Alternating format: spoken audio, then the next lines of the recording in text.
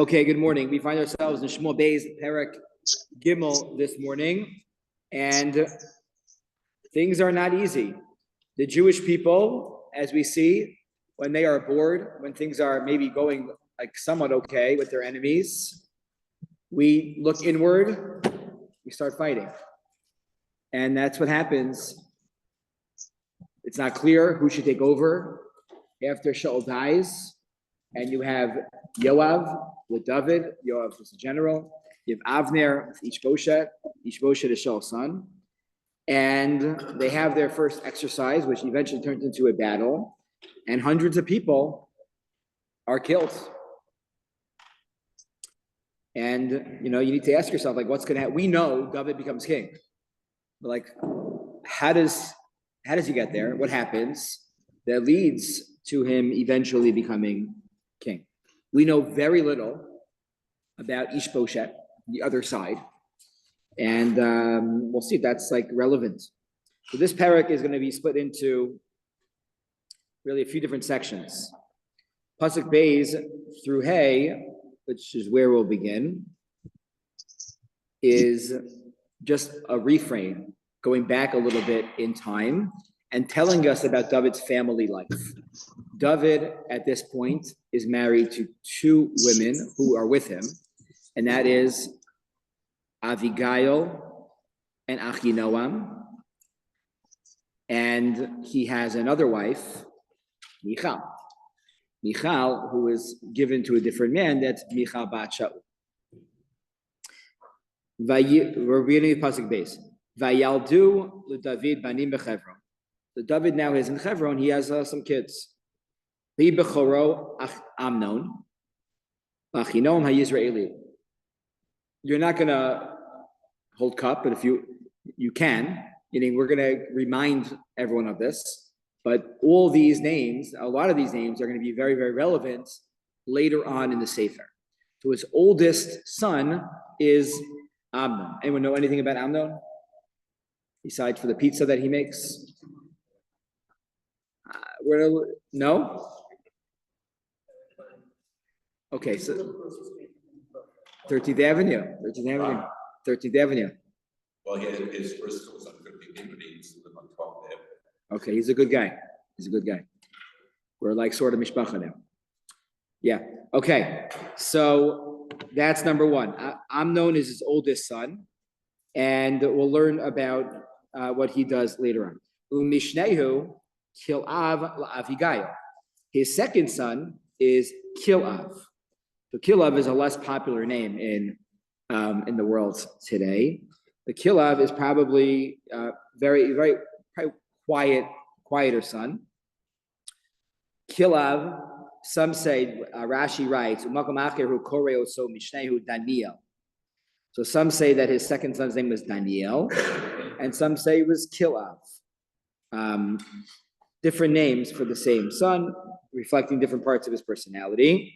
The Gemara writes that Kilav was one of four people in Jewish history to never sin. Sinned. They never sinned. That's a big deal. Who are the other three?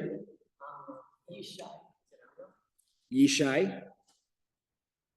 David's dad, right? David's son, Kilav. Who else? Nope.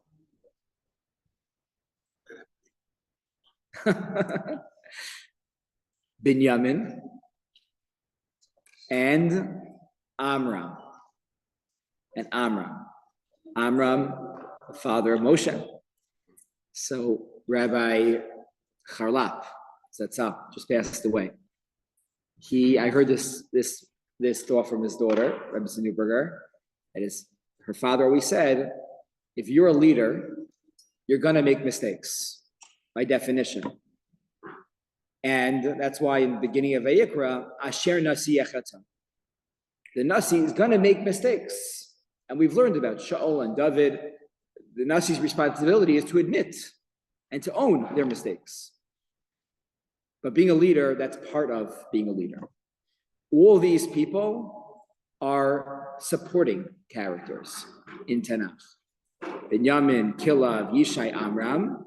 They made it. They're here. They're in the biblical narrative. They're in the Tanakh, but they're not the main character. They're supporting, right? You can be somebody that is untainted completely, but the leadership and what you do, it comes with less risks.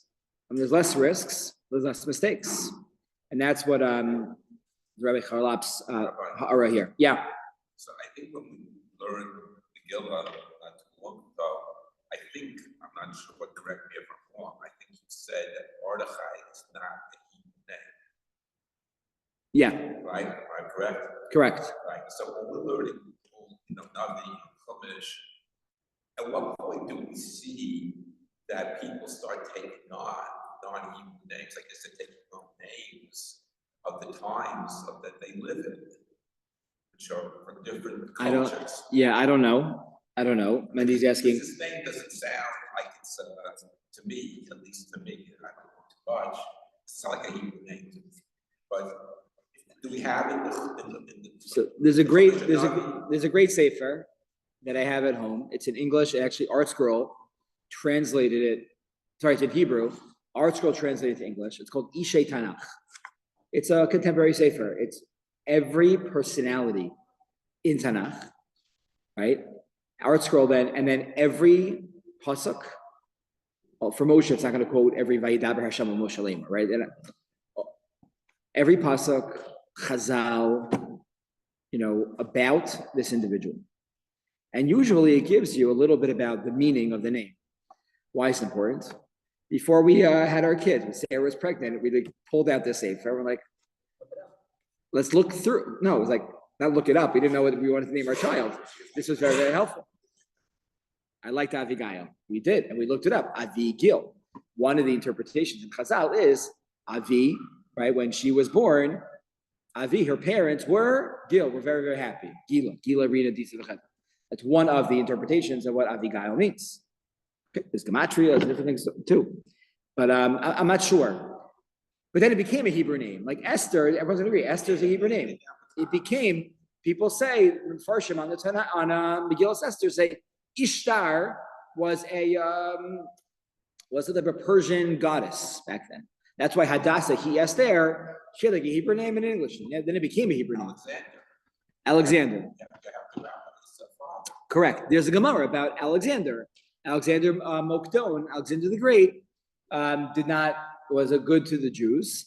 And Shimon Tzaddik decreed that every boy that was born should be named Alexander. And some Chazal say that every girl should be named Alexandra. And that's where you had that name, and it came into the Jewish family. Our oldest one is Shani, her name is Treasure, Shoshana. So you just happen to find out from Darcy Branstad, his name is also Treasure. What she told us was that at some point he started calling them our girls Treasure for Mother Teresa. Okay. Because she was nice to the Jews. She was nice to the Jews. Yeah. Yeah. Why do you say it like a name like Mordechai? Why is it not a Hebrew name? Right. So the truth is, Chazal, because there is another Persian god named Marduk. So some suggest that that's where the name came from. Others disagree by Mordechai, and they say it comes from the Ketores. Mar Deror is one of the ingredients in the Ketores. And if you read Onkelos on the words Mar Deror, it is Mora Dachya. And maybe that's where Mordechai's name comes from. It's not clear.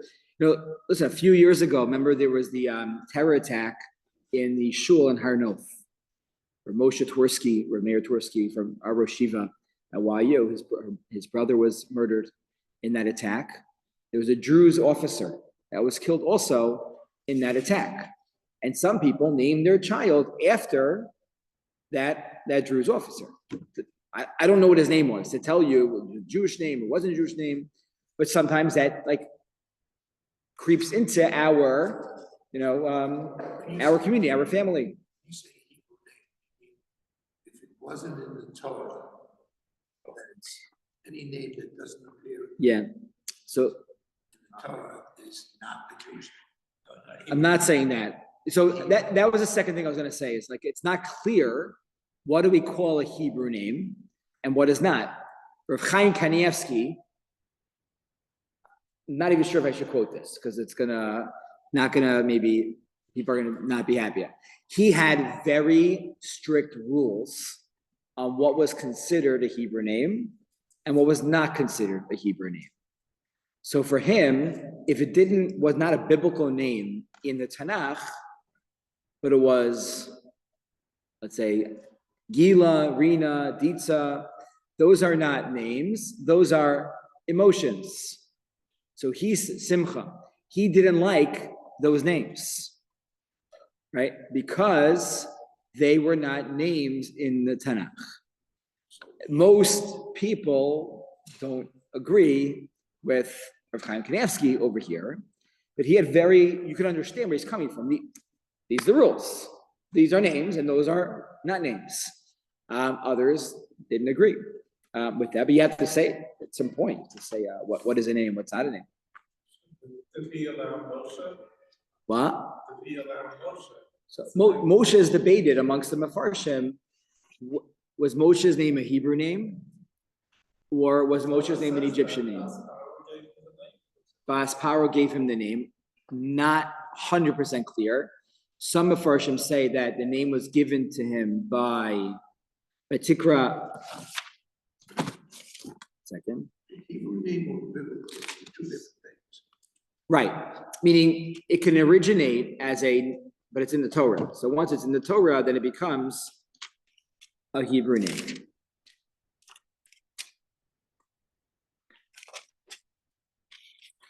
Again.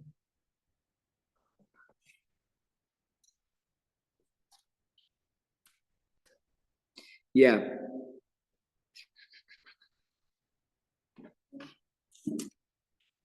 He grew up and they brought him to Bas Paro. Bila Levain, Vatikra Shemo, Moshe. At that point, this is already after Moshe is in the palace for a while. They called him Moshe. Vatikra Shemo was in feminine, so most people understand it as Sipporah called him Moshe. But others say no, maybe it was Miriam. Miriam and Yocheved were taking care of him in the palace or in their home and bringing him back. And it's not clear. The Nitziv writes it was definitely, he finds an Egyptian word, which means the kid. And he says that's what Moshe really meant back then, the kid.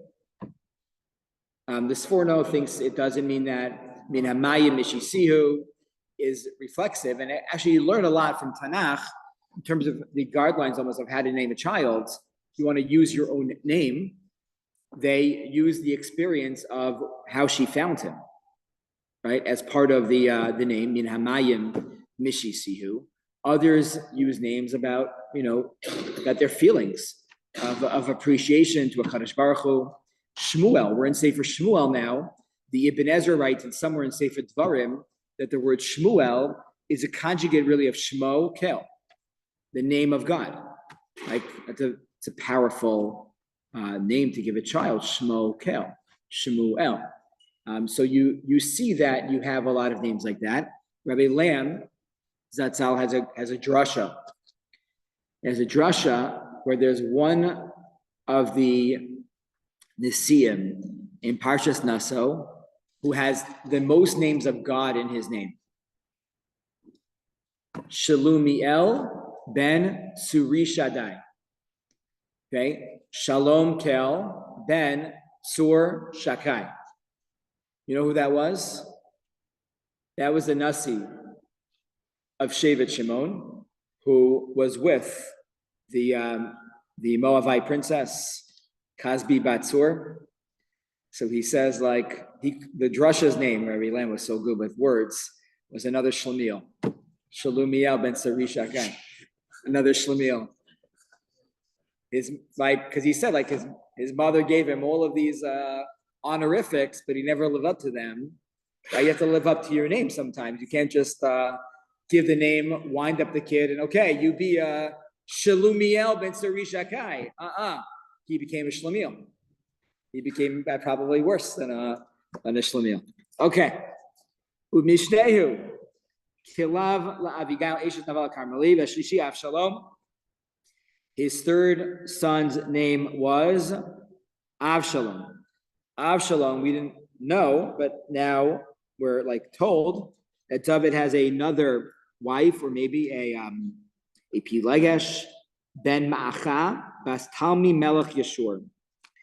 He has a third son whose name is Avshalom. So oldest is Amnon, second is Kilav, and third is Avshalom.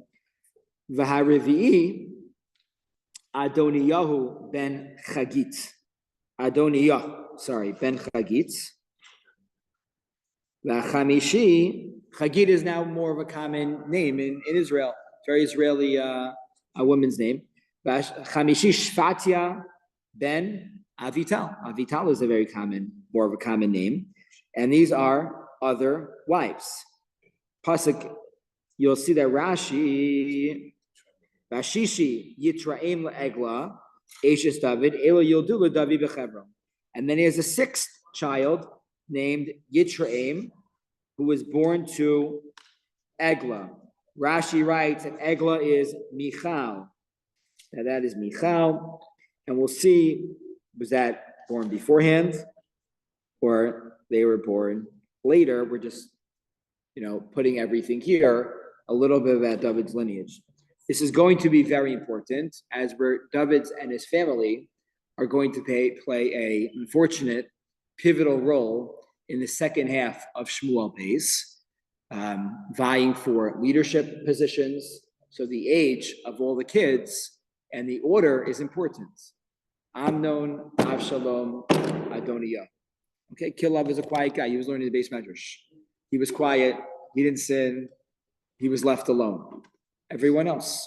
Okay. Rabbi, how many wives did you say no for that? What? Yes, In total, yes. 18. 18 wives. Now, what was How do you keep every anniversary? I don't know. What's the question? I don't know. Without a Google Calendar, it's crazy. What was the question? 18 is the What was answer the to? question? what was the average amount of wives? Rabbi, what was the question? How many wives did David HaMelech have? The Gemara learns the most amount of wives that one can have is 18. Maximum is 18. Or for a king is 18. 18. What was show? How many wives to show? I don't know. We don't know. They don't say. It's not, we don't know. I'm not sure. Again, some of them were Pilag Shim, and it was normal for kings to have Pilag Shim. Okay, I help with carpool. I don't want to. We don't have any kings. Shows the first.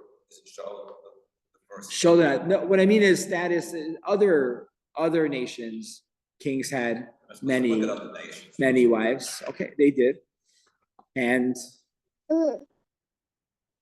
okay, we see that some of the wives that he married were the result of interactions that he had. Like Abigail wasn't somebody he planned necessarily to marry, but he did after Abigail's husband died. Michal as well was a result of Goliath and his relationship to Shaul. This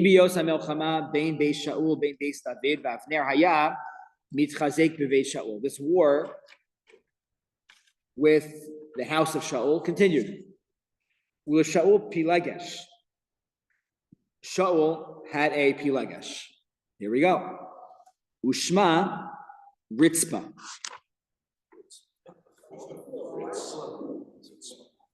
Today, Ritzpah means floor, right? But that's what her name was. Ritzpah Bas Aya. Okay, Ritzpah Bas Aya. Vayomer El Avner. Who is talking? Vayomer can mean is that feminine or male? Male, right? So who's talking here? It can't be Ritzpah's talking. Right? So who's talking? Vayomer El Avner. Madua bata el Pilegesh avi. Why were you with my father's Pilegesh? Who is talking here? Ishbosheth. Ishbosheth is the king. Avner made him king. And Avner's is being accused of sleeping, of being with Shaul's Pilegesh. That is egregious. That's almost equivalent to Mori b'malchus. You're rebelling against the king. But it doesn't seem to be accurate. We'll see in a moment. Vayichar la'Avner ma'od al divrei Ishbosheth. Avner got, not Vayichar af, means he was like emotionally angry and caught up in this. Vayichar means it was like almost like a controlled anger. He was like very disappointed, angry in a controlled way at Ishbosheth. What do you think I would do that? I am the most loyal guy. The two generals we're learning about, Yoav and Avner, are extremely loyal people. You think Harosh Kelev Anochi? You think I'm the head of a dog? That I would go ahead and do this? Asher Yehuda Hayom Asachesed in Beis Shaul Avicha El Achiv El Merehu Lo Him Sisicha Beis David V'Tifkod Alai Avon Ha'isha Hayom. He says, like, I am the guy has been doing chesed with the house of Shaul my whole life.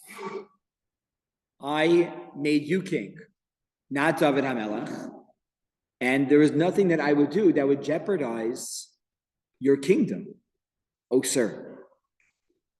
Ko yas Elokim la'Avner v'cho Yosef lo, ki kasher nishba Hashem leDavid, ki chen yas lo. Lahavir ha'mamlacha mi Beis Shaul, lakimes kisei David al Yisrael v'Yehuda midan v'yad Beersheba. Avner, there must have been other moments, but Avner sees from this moment that Ishbosheth was not fit to be king. He put his money, or he put his support behind the wrong guy. It was clearly a mistake. We hear very little, very little about Ishbosheth. Very little. Why? He wasn't the right guy to be king. Just because your father is king doesn't mean you should automatically be the next leader. You need certain personality traits, and Avner is saying, you don't have that. You don't have that. And I think it's time that David HaMelech should be king. Now, he's a general for the other team. Like, what happens now? Like, that's not good, right? V'lo yachol pasuk Yud Aleph od lahashivas Avner davar miyira so. So Avner, out of respect and reverence and awe for Ishbosheth, like, just can't speak to him anymore. He's so annoyed with him that he can't talk to him. But also out of his fear of him, he like leaves the presence of Ishbosheth during this time. Vayishlach Avner malachim el David tachtav lemor lemiaretz lemar karsa brischa iti v'hine yadi imach la'sev elachas kol Yisrael. Avner, as a result of this, sends messengers to David HaMelech, and he says, "I think it's time for the two of us. We don't want more people to die. Let's make a truce. Let's make a bris, a covenant between the two parties. We're done." Vayomer tov ani achros itcha bris davar echad anochi she'ol mitach lemor lo tiras panai ki im lifnei haviacha es Michal bat Shaul bevoacha liros es panai. David responds with a very strong request. I'll make you a deal. You want me to make a deal with you? We'll make a peace treaty. It's one thing that I want to return. Michal, my wife was taken from me. She could not go in hiding with me because then she would have been murdered. She stayed and then was given to a second man. I want her back. Can he take her back? It's a great question. The Gemara deals with this at length. The Gemara in the second parak of Maseches Sanhedrin deals with this question. because when a woman was married and then she was somebody else, if she was intimate with that person, then she cannot go back to her first husband. It's called echal habal, echal habo, on purpose it's a complicated thing, but here she was married. So the Gemara writes that the person that she was married to understood what was happening in the situation and felt he was being taken advantage of too. This was wrong. It was public knowledge that David was married to Michal. But if he said no, Shaul would kill him. So what did he do? He took a sword and he put that sword in the middle of the bed. They have two beds, they had one bed, I don't know. But it says, Nata, he took a cherev and he put it in the middle of the bedroom as a sign that we might be married to the public, but we're not married. And that was, again, appreciated because Michal also didn't want to be married to this guy. So internally, again, this is horrific, right? This power and thirst for revenge and feeds into not just the two people that are playing. The David was on the run, but look what was happening at the home front. So David says, if you want a peace treaty, great. I would like my wife. I would like my wife back. Vayishlach David malachim al Ishboshet ben Shaul emor. Tznaz ishti es Michal asher irasti libimea orlos plishtim. I married her fair and square, right? Public knowledge. I killed 100 terrorists, Plishti terrorists, and I would like to be married. Vayishlach Ishboshet v'gachem im ish mi Paltiel ben Laish. The guy's name was Palti or Paltiel. Different. Sometimes in the Tanakh they call him Palti or Paltiel ben Laish, right? Paltiel reflects on the nature that he was able to withhold his urges and do this in his bedroom. Paltiel ben Laish, and bring her back. Vayelech ita isha halochu vacho achareha. So Ishboshet sent messengers to Palti ben Laish and said, "You got to send her back." When they left, Palti escorted her back to David, and they were crying. It was emotional, right? How long did they live together?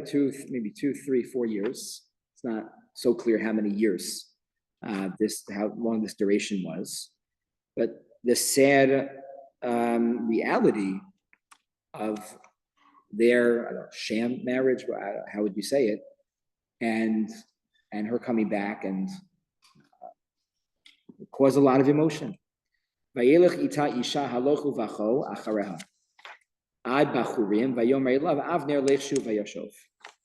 He walked her to a certain point, escorted her to Avner, and then Avner made sure that Michal was brought back to David HaMelech. Haloch uvacho, Rashi writes on this pasuk, al mitzvahs mitzvah halachas imanu. So Rashi writes, the emotions here were positive, that they never were nichshal in an Aveira when they were together, just like more of a proud moment, not a moment of sadness or emotion in that way. Any question? So reading this story, there's a tremendous bond between David and there must be great love between the two of them. Yeah. So my question is, how long does it take before his eyes wander and he looks at Bathsheba? Is Michal still alive at that point? She's still alive? No, she's not. Oh, she's not? No, Okay. no. Okay, we have to. Okay, so at least Want to jump the gun? I want to protect him a little bit over here. many years go by. We'll see. It's not years here. David's king for 40 years. Okay, 7.5 in Hebron, meaning 7.5 before the Jewish people fully, all the Shvatim accept him as king. That's 33 years. Okay, that's going to happen soon. Not yet. Ishboshet's still alive. He's still around. So in the middle of these 7.5 years, we're going to see he has very little public in the Tanakh interactions with his wives. One most famous one is with Michal. Clearly, because he probably listens to her the most, and she feels most responsible to take care of him. Another reason why he was looking for someone because maybe he loved her so much. Right. He lost her. Right. So the David and Bathsheba happens later. It happens later on. Okay. We're going to stop here for today. What we'll analyze Bezrat Hashem after Pesach is going to be, so they acquiesced to all of David's requests, and now they're ready to make peace. Shalom, bris, between Avner and between Yoav, David, Ishboshet. How does that play itself out? David says, oh, you have to come here yourself. So when Avner comes to make peace, right, is that going to work out? Is that going to work out the way that we want it? There's going to be everlasting peace between these two homes. Okay, Rabbi, wish everybody a wonderful Rabbi, day. Rabbi, Yes. you have a question, hopefully quickly on the eclipse. So I heard